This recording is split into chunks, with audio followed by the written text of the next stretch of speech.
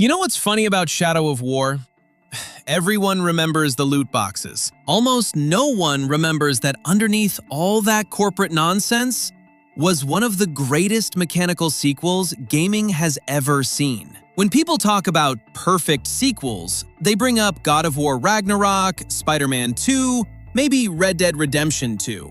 But I'd argue there is no sequel that understands the assignment of bigger, riskier, and mechanically deeper better than Middle-earth Shadow of War. And the wild part? It didn't just improve on Shadow of Mordor. It basically rewrote the rules for how a sequel can evolve a single mechanic. So today, I'm going to argue something that sounds insane in 2026. Shadow of War is the greatest sequel ever made. Not the greatest story, not the greatest Lord of the Rings canon, the greatest sequel. And by the end of this video, I think you'll at least understand why I'm willing to die on this hill. Before we talk about Shadow of War, we need to talk about what a sequel is actually supposed to do. Because a lot of modern AAA sequels, they're basically more of the same, but shinier. The maps get a little bigger, the graphics get a little nicer, there's a new skill tree branch, a couple flashy abilities, maybe one new system that sounds impressive in marketing, but under the hood, you're playing the same game again. Safe, polished, predictable. And that's not necessarily bad. It's comfortable. It protects what already worked. It minimizes risk. But it's rarely transformative. Shadow of Mordor was already a great game. The combat was tight, the stealth felt powerful. The power fantasy of being a ranger cutting through Uruks was incredibly satisfying. But what made it special, what made it stand out in 2014, was the Nemesis System. The idea that enemies remembered you, that they adapted, that they rose through the ranks, that they mocked you for past failures, that they could betray you, ambush you, scar you, and turn what should have been random encounters into personal rivalries. It wasn't just a mechanic, it was a storytelling engine. Now, here's the important part. Most studios, if they were handed a system like that and told to make a sequel, would have played it safe. Add more captains, maybe introduce a new enemy class, expand the map, polish the combat, ship it. Instead, Shadow of War looked at the Nemesis system and made a radical decision. It didn't just improve it, it rebuilt the entire game around it. And that's the difference between a sequel that iterates and a sequel that evolves. In the first game, the Nemesis system was a cool side dish. In Shadow of War, it's the main course. Suddenly, the orcs aren't just random captains standing in a menu screen waiting for you to farm them. They belong to tribes. Terror Tribe, Warmonger Tribe, Marauder Tribe, Machine Tribe, Mystic Tribe.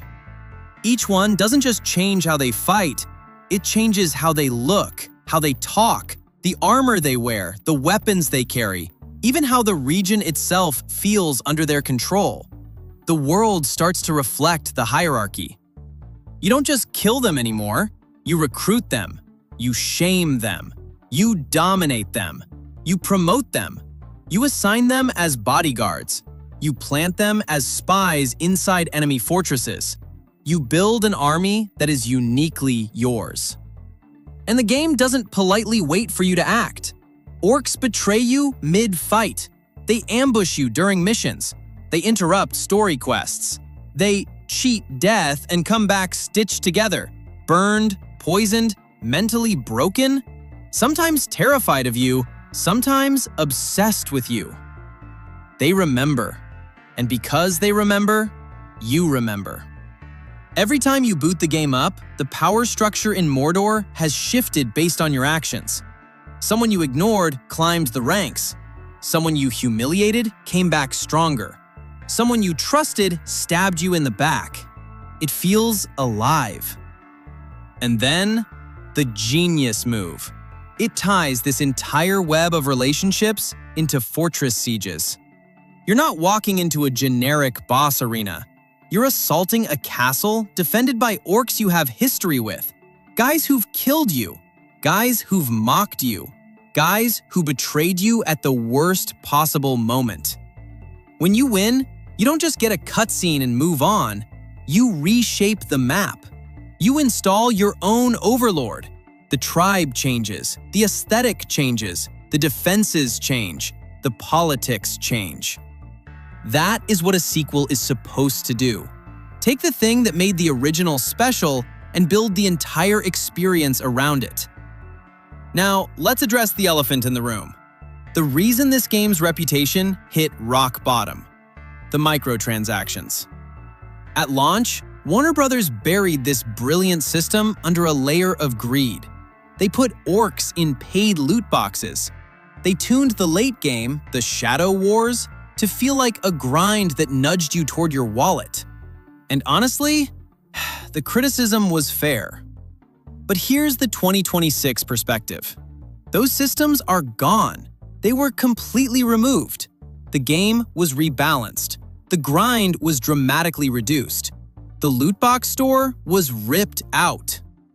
What we're left with today is the version of Shadow of War that should have launched in 2017. A massive, Nemesis-driven sandbox where building your army is the core fantasy, not a side hustle for a cash shop.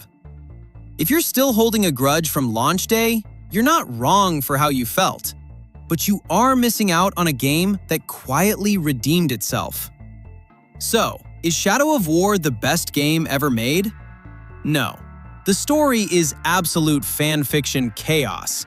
If you deeply care about Tolkien's lore, this game is basically a crime scene with a flaming sword stuck in it. But a great sequel doesn't have to be a better movie. It has to be a better game. And this is where Shadow of War separates itself from almost every other AAA follow-up. It takes one core idea, enemies that remember you, and scales it into a political system, a war simulator, a castle management game, a personal revenge diary, a dynamic hierarchy that constantly reacts to you.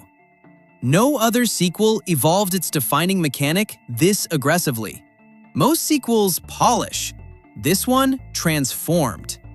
It's messy, it's chaotic, it's wildly ambitious. And yes, it stumbled hard at launch. But underneath that stumble is something rare: risk. And that kind of risk-taking, that willingness to say, we're rebuilding this entire game around one radical idea, is exactly what this industry needs more of right now. So the next time someone says, Shadow of War? Isn't that the loot box game? You can tell them, no. That's the game that showed everyone what a real sequel looks like. We just weren't ready for it. If you enjoyed this defense of a misunderstood masterpiece, hit subscribe. I'm working on a deep dive into how Saints Row managed to collapse a 30-year-old studio and what it says about modern AAA design. You won't want to miss that. Thanks for watching.